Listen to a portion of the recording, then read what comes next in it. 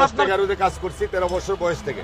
আজকে আমি 2017 সালে আমি ব্যবসা যখন শুরু করি 8 জন দিয়ে শুরু করছিলাম ছোট আকারে, এখন আমার 500+ স্টাফ আছে।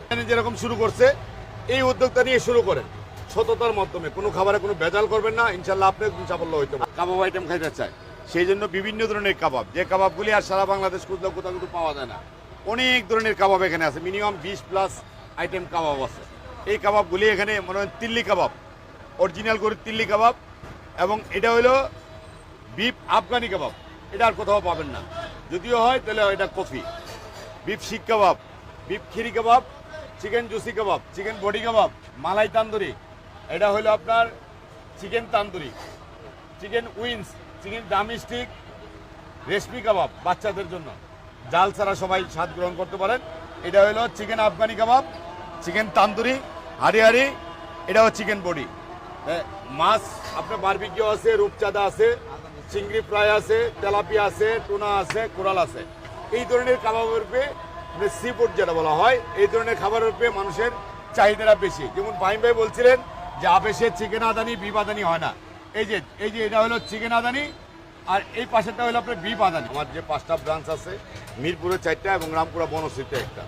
আপনারা জানেন যে আমাদের কয়েকটা রেস্টুরেন্ট কিন্তু 24 ঘন্টা খোলা থাকে, যেমন রামপুরা বনশ্রী 24 ঘন্টা খোলা থাকে, মিরপুর 12 যেটা এটা 24 ঘন্টা খোলা।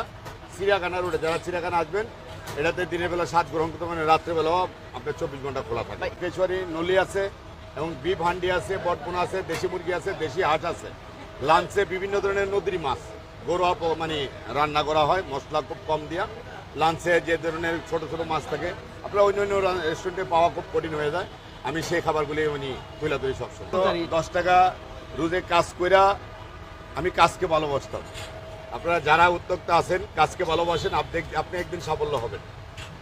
স্টুডেন্ট যারা আছেন তারা ঠিকমতো লেখাপড়া করেন, আপনিও একদিন বিসিএস ক্যাডার হইতে পারবেন ইনশাল্লাহ। আশা করি যে কোনো কাজ, চাকরি করেন অথবা নিজের কাজ করেন, সততার মাধ্যমে কাজ করেন, সাফল্য। আজকে আমি 2017 সালে আমি ব্যবসা যখন শুরু করি, আমি ছোট আকারে শুরু করছিলাম, আমি ভালো কোয়ালিটি দিয়ে শুরু করছিলাম। সেই জন্য সারা বাংলাদেশ, সারা বিশ্বের থেকে অনেক রাষ্ট্র থেকে আমার কাছে ফোন আসেন যে ভাই আপনার খাবারটা বাংলাদেশে আসলে, প্রবাসীরা অনেক ফোন দেয় যে ভাই আসলে আমরা অবশ্যই আপনার রেস্টুরেন্টে আসবো। তো প্রবাসী ভাইদেরকে বলি যে আপনারা আসলে অবশ্যই আমাকে ফোন দেবেন, আপনাদের জন্য শুরু করেন। মিজানি যেরকম শুরু করছে এই উদ্যোগটা নিয়ে শুরু করেন সততার মাধ্যমে, কোনো খাবারে কোনো ভেজাল করবেন না, ইনশাল্লাহ আপনি সাফল্য হইতে পারেন। হোটেলের নাম আবেশ নামটা হলো আমার যে একজন পার্টনার আছে আবুল ভাই, ওনার মেয়ের নাম, ওনার একমাত্র মেয়ে, উনি আমার সাথে ছিলেন শুরুতে, এখনও আছেন, উনি খুব ভালো মানুষ। ওনার মেয়ের নাম আবেশ, এই আবেশ নামে আমরা